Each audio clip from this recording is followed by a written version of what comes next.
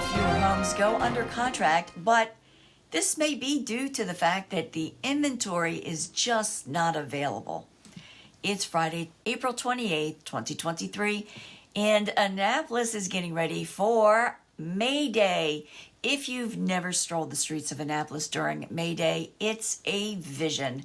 Plus, this weekend is the Spring Sailboat Show. I'm Kimberly Barton of Kinetic Realty, your local market expert with this week's Annapolis Real Estate Report. Subscribe to stay updated on our local market. There are only 10 homes for sale under $400,000. More than a third are priced over $1 million, so Annapolis is a pricey market. Homes for sale dropped to 93 this week in all three active zip codes.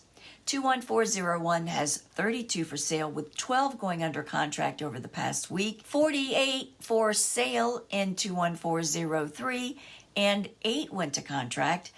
21409 has 13 for sale, while 8 went to contract since last week. 28 homes are coming soon, and just 9 new listings hit the market since my last report. 12 went under contract, 16 moved to pending, 19 sold, dropping to 5 median days before contract, and at 100% list to sold ratio.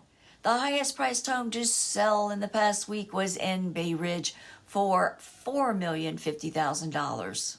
Rental inventory fell again to only 11 homes for lease at $3,000 per month and going under lease in 41 days.